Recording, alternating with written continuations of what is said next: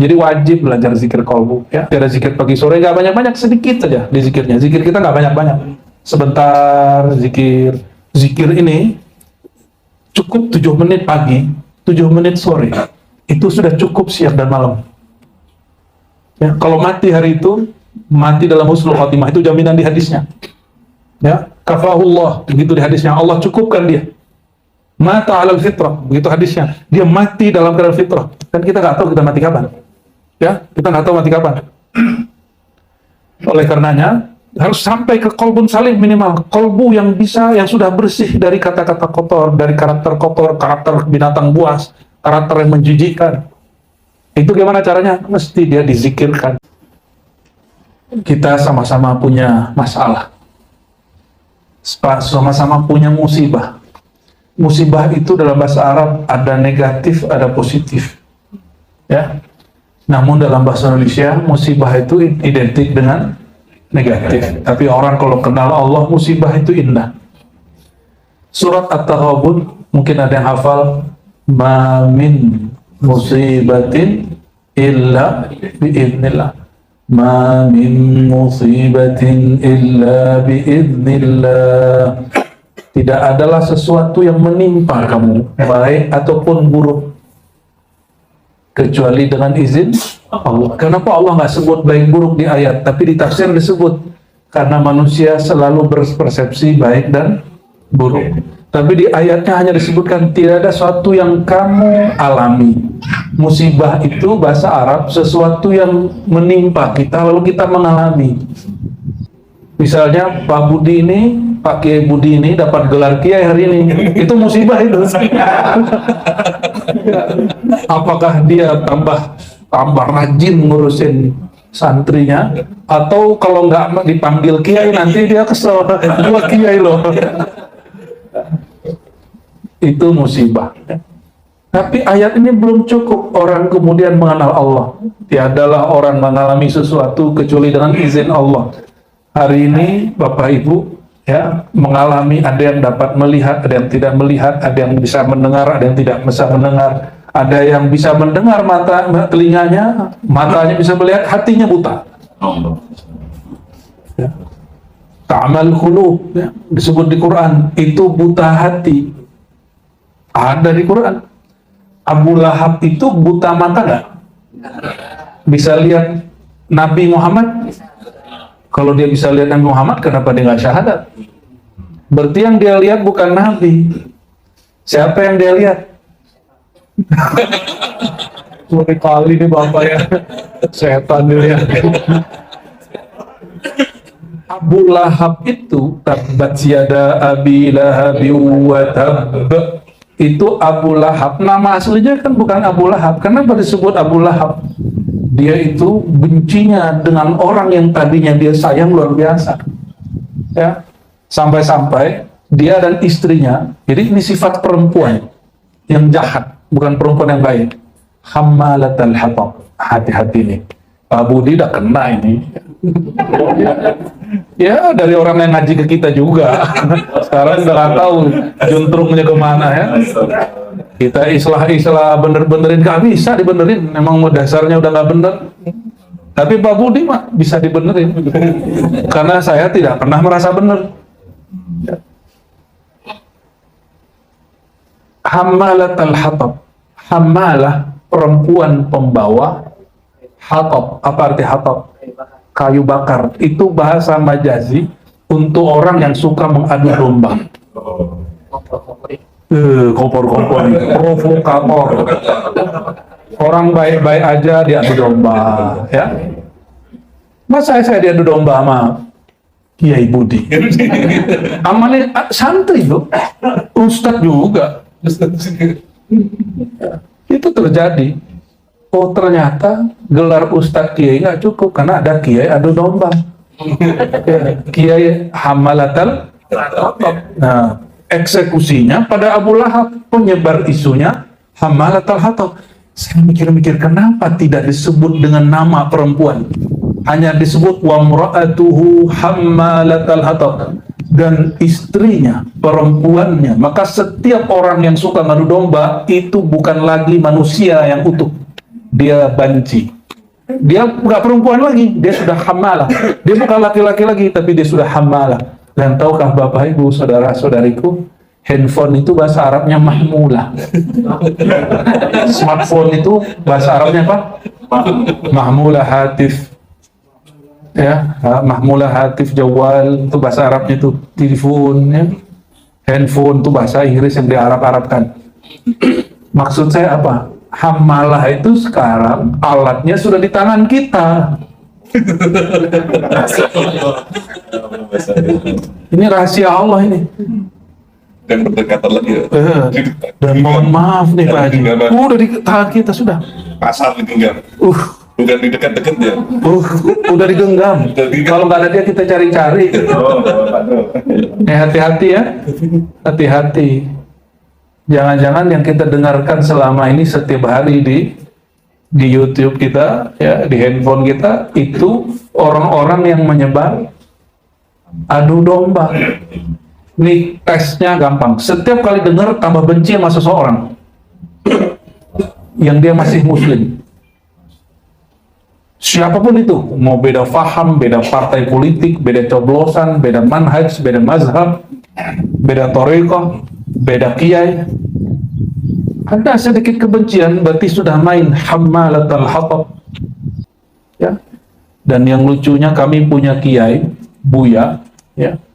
Itu nggak punya handphone canggih kayak Bapak ini. Tapi setiap hari, setiap beberapa hari, ada aja yang nganterin berita buruk kepadanya, mengadu domba saya dengan si kiai itu. Ya bukan guru saya juga, cuma kita silaturahim pernah sama orang itu. Ngadu domba. Itu kiai akhirnya terpancing. Oh, jangan ikut torikot aneh-aneh. Dikira saya torikotnya aneh-aneh. Torikot kita semuanya mu'tabarah, nggak ada yang mu'tabarah. Bersanad kepada baginda Sallallahu Alaihi Wasallam. Ya. Cuma saya itu masih dilarang guru saya debat. Kalau dapat izin langsung kita tantang tuh orang itu. Ya. Kata guru saya, ntar dulu, udah nanti dulu. Iya, sabar. Karena kata orang Jawa, orang sabar itu paling sakti. Apa bahasa Jawanya Pak Budi? Pak Kiai Budi? Ini saya baru dengar kemarin di Gunung Kidul tuh, dari Bu Nyai Mardia namanya. Apa? Bukan. Orang paling sakti itu orang sabar gitu. Nah, orang paling kanuragannya tinggi itu orang paling sabar, itu melebihi debus. Debus itu ditusuk nggak apa-apa, kalau sabar dikata-katain nggak balas. Diadu domba nggak terpancing. Ini mohon maaf, ngurusin begini itu konfliknya pasti ada, konflik internal pribadi, lalu antar personal pasti ada maju mundurnya ya Pak Kiai Budi ya. Kiai Budi jangan males dipanggil Kiai ya. Yang ngurusin begini nggak banyak ya. Lalu ayatnya menyebutkan apa di surat Taghabun tadi? Wa may yu'min billah yahdi qalbah. Ini yang paling kata kunci. Mau bisa melihat, nggak bisa melihat, itu nggak ada urusan. Urusannya yang kedua ini. Siapakah yang betul-betul percaya kepada Allah? Ini Bapak Ibu, ini percaya nggak kepada Allah? Mulai dari Nurul Kolbi yang di Jakarta sampai mana? Paling jauh tadi? Mojokerto. Percaya nggak kepada Allah? Percaya? Benar percaya? Ya. Allah itu mungkin gak menginginkan keburukan bagi kekasihnya, hambanya, mungkin nggak? Nggak mungkin. Maka apapun yang terjadi, pasti ada satu rahasia yang kita belum dapat tangkap. Wa may yu'min billah, kalau kamu percaya saja sama Allah, yahdi qalb, maka kolbumu akan bercahaya, nurul qalbi. Kolbu kalau udah bercahaya lebih bijak dari orang yang bisa memandang. Ya, di para imam nanti suatu masa nanti saya datang lagi sini, nanti saya kisahkan 3 imam besar yang tidak bisa melihat. Tapi namanya tertulis dalam kitab tafsir, kitab hadis Sahih Bukhari, Sahih Muslim, Abu Dawud, Tirmizi, tertulis dalam kitab Mawaiz, tertulis dalam kitab-kitab tasawuf, bahkan ilmu kalam. Orang nggak bisa ngelihat, tapi ngalahin orang bisa melihat. Kenapa? Nurul qalbi. Karena kolbunya bercahaya. Wah, gimana cara syaratnya? Yu'min, percaya kepada Allah. Percaya nggak? Allah lagi punya suatu urusan, suatu rencana kepada kita. Percaya nggak? Jadi mulai hari ini masih ngeluh nggak? Yang mengeluh tidak percaya. Orang mengeluh tidak percaya. Sedih boleh, tapi jangan berkepanjangan. Kenapa? Nih ciri-ciri orang masuk surga. Nih jaminan masuk surga itu gampang. Innalladzina qalu rabbuna Allah thumma istaqamu fala khaufun alaihim wala hum yahzanun ulaika ashabul jannati khalidina fiha jazaa'an bima kanu ya'malun. Surah Al-Ahqaf. Sesungguhnya orang yang mengenal Allah. Nah, ini terjemahan kita Kiai Budi ya. Innalladzina qalu rabbuna Allah. Orang yang kenal Allah lalu dia menjaga keistiqomahannya. Jadi kenal Allah cukup? Belum cukup. Dia mesti berusaha sudah syahadat, sudah sholat, belum cukup. Apa yang paling penting setelah mengenal Allah? Istaqamu. Istaqamu itu terjemahan kita istiqomah. Tapi istiqomah bahasa Indonesia keliru. Istiqomah bahasa Indonesia artinya continue. Tidak. Kesannya kalau istiqomah ini orang nggak pernah dosa lagi. Nggak mungkin. Kita ini pasti akan berdosa. Pasti ada salah. Coba tanyakan, udah jadi Pak Kiai nih, Kiai Budi, hari ini ada nggak hatinya sedikit merasa sesuatu yang nggak nyaman, yang kayaknya itu dosa? Ada nggak? Ada kesel gitu. Yeah. Ini orang kok nggak becus, misalnya gitu ya. Jamaah sangat diatur. Itu kesel begitu. Itu nodain kolbu.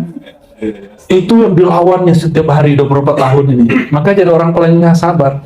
Maka dia ada domba sama saya, beliau selamat, alhamdulillah. Alhamdulillah. Dikit lagi belaga kita. Belum jadi kiai udah benturan sama kita ya kan? Gagal jadi kiai kita.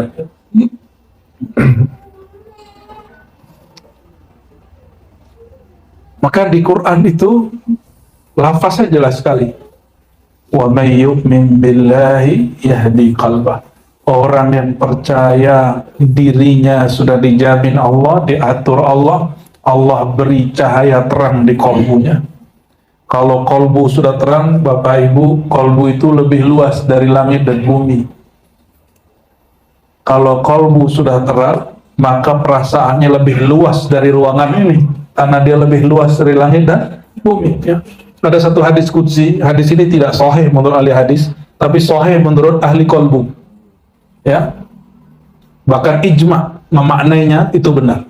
Innama la tasa'uni ardi wala sama'i.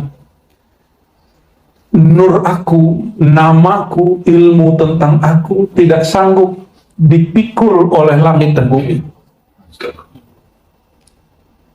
Ini Bapak ini mohon maaf, kuatan kita pegunung. Coba benturin palanya pegunung. Ya, kalau fisik kita lemah dibandingkan gunung, kita kecil. Ya, coba langit. Ya. Langit itu besar sekali.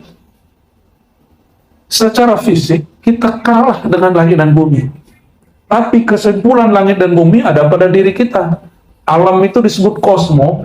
Maka ilmu tentang alam, kosmologi, semua di alam itu ada dalam diri kita. Maka mengenal diri manusia itu mengenal alam. Mengenal alam, mengenal Rabbul Alam yang menciptakan alam. Lalu Allah mengatakan, innama wasi'ani qalbu abdi al-mu'min. Yang sanggup menerima tatapan ilmuku, titipan ilmuku hanyalah hambaku yang percaya. Maka saya tadi tanya, benar gak nih percaya sama Allah? Benar nih percaya sama Allah? Seberapa kuat percayanya? Ya, seandainya nggak dikasih makan 7 hari 7 malam, ganti iman nggak? Mati. Waduh, syirik ini harus diajarin akidah ini beneran. Ya, yang baca surat Al-Kahf, di surat Al-Kahf siapa yang tidur 309 tahun nggak mati, nggak makan, nggak minum, nggak mati? Ashabul, jangan menuhankan nasi. Itu syirik tuh, benerin syahadat lagi tuh. Harus belajar akidah Ahlussunnah yang benar di sini. Ya, ini kewajiban Kiai Budi.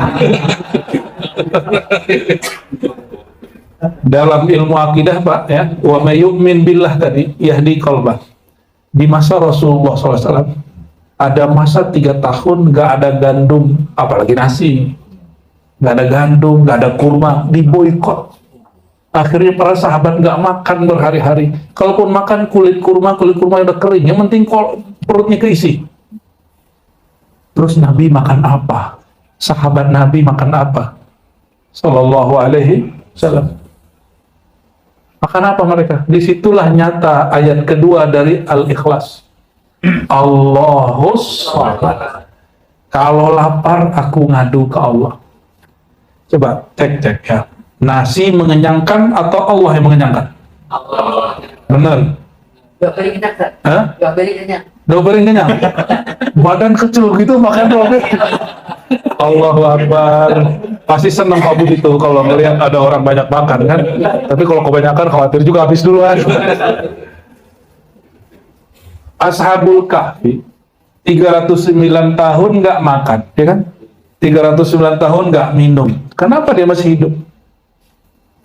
Karena hidup bukan dengan nasi, bukan karena makan. Hidup itu karena Allah yang Maha Hidup ngasih kita hayat. Kan udah jadi bahasa Indonesia. Hayat. Hayat itu sifat Allah. Sifat Allah hayat. Apa arti hayat? Ya, kehidupan. Hayat itu bersambung dengan nafas. Maka masih bisa nafas nggak? Ini rahasia loh ya. Kalau masih bisa nafas, masih hidup. Rahasia kita aja. Ya, maka belajar zikir yang berkaitan sama nafas nanti. Nanti saya kasih tahu Pak Kiai Budi nanti biar dia ngajarin langsung di sini. Ya. Ya, syaratnya harus ikut tawajuh setiap Jumat. Deribat sama Buya Aldomi nanti ya. Nggak sanggup sekali seminggu, ya 2 kali sebulan. Ya. Nanti Buya Aldomi, Buya Asmi, Buya Yunal yang backup di sana. Biar zikirnya tertata, nanti bisa sharing di sini.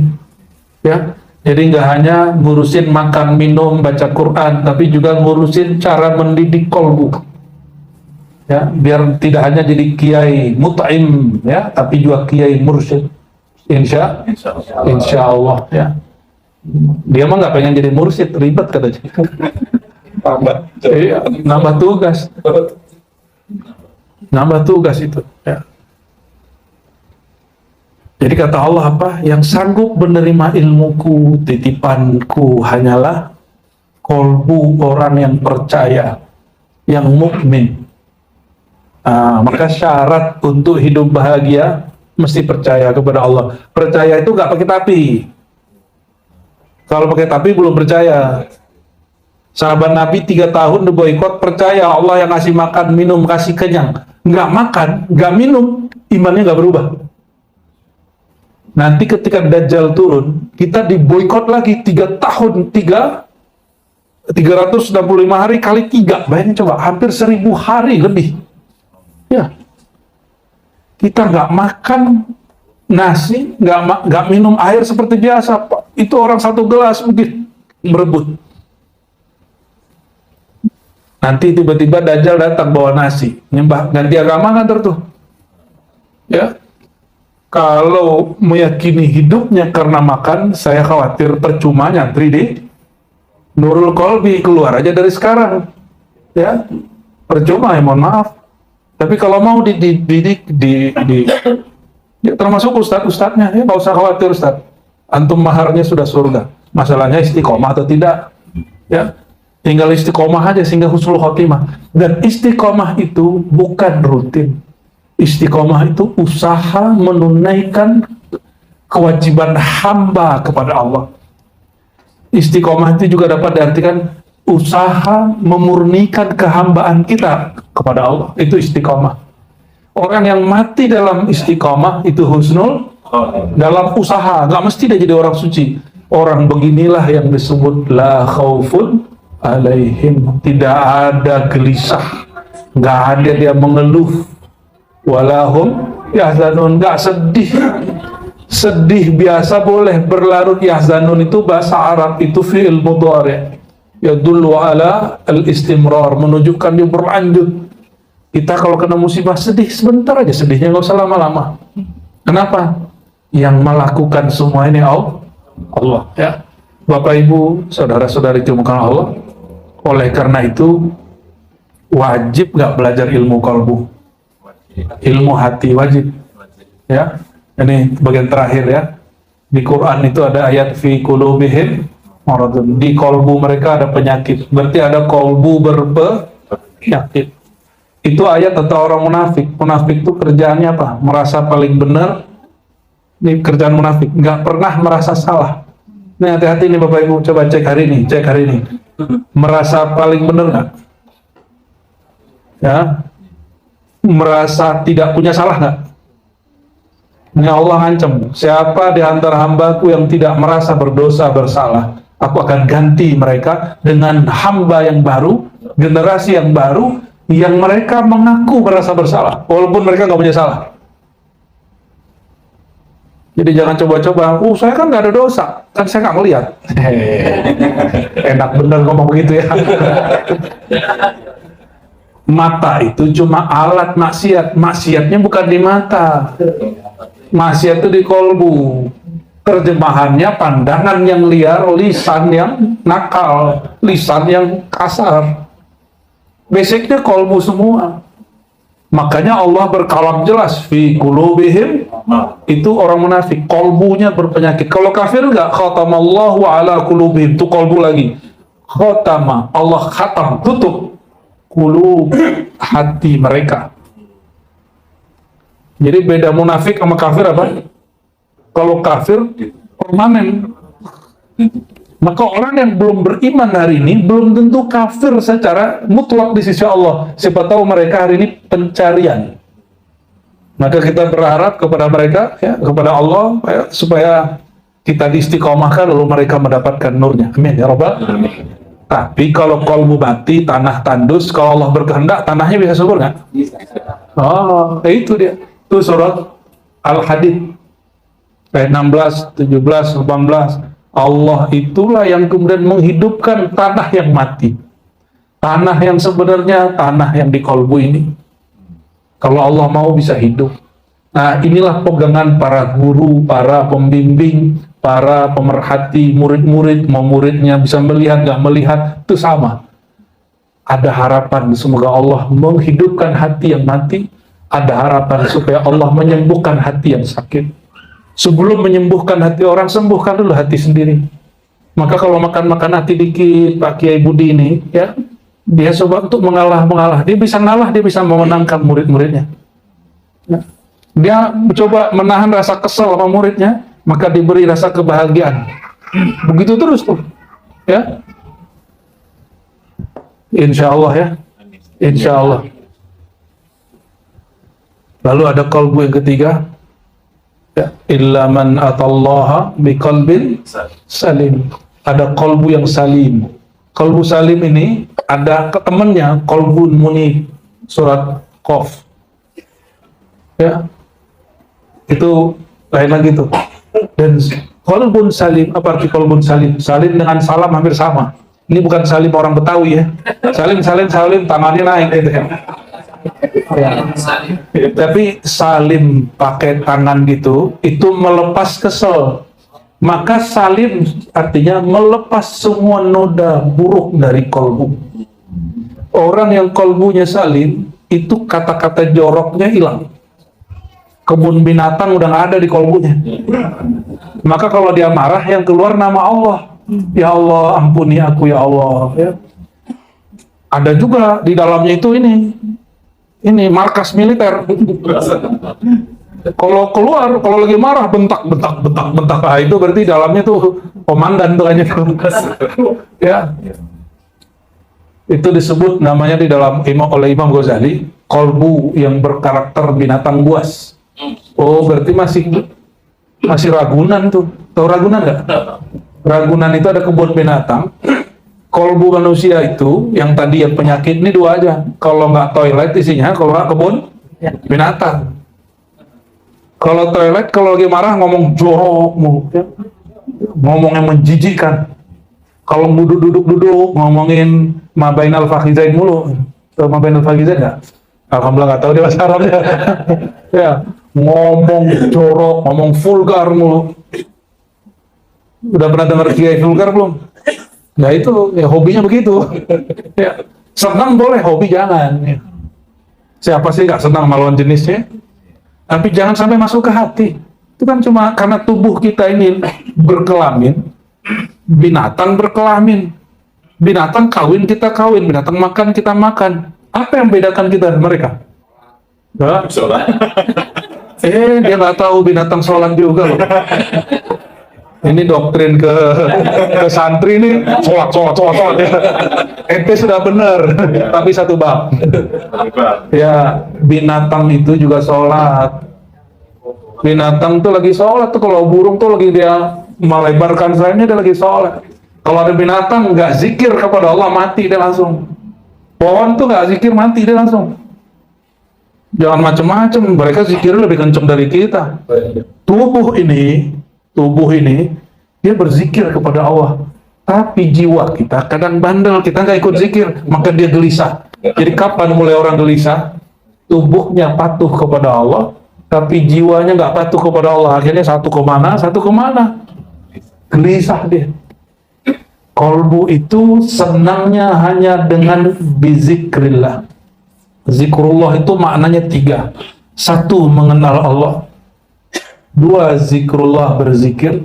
Yang ketiga, zikrullah itu nama baginda sallallahu alaihi wasallam. Maka kolbu itu hanya bahagia. Ala bizikrillah tatma'innul qulub. Ketahuilah, kolbu itu bahagia, tenang, bukan dengan makan, minum, bukan dengan banyak duit, enggak. Duit itu senang, bukan tenang. Menyenangkan iya, menenangkan tidak. Coba duit saya taruh di mobil, terus saya masuk ke sini, saya tenang nggak? Iya, gelisah.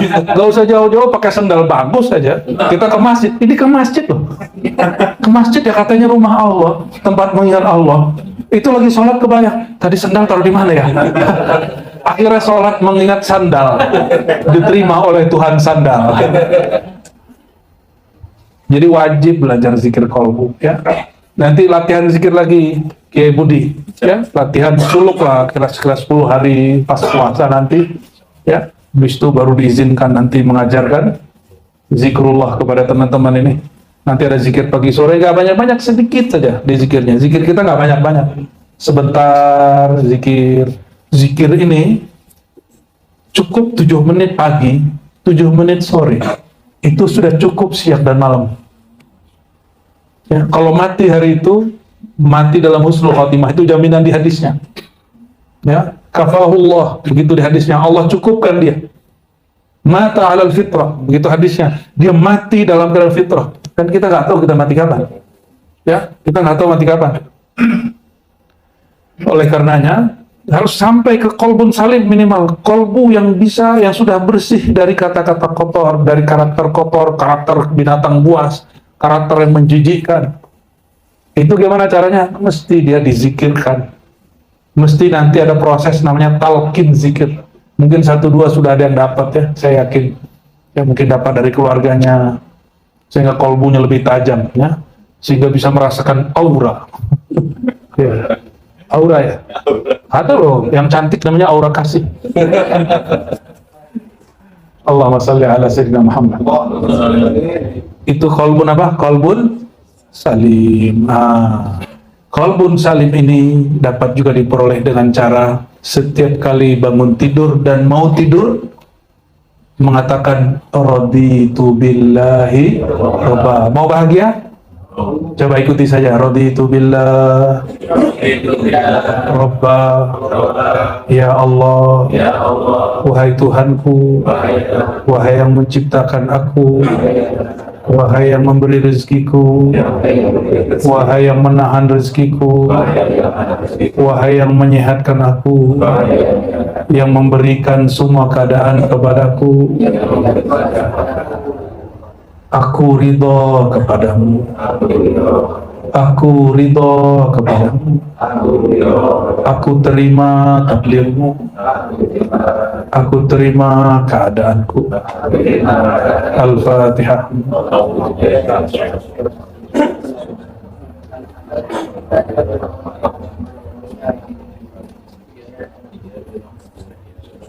Ya, ini khusus ya.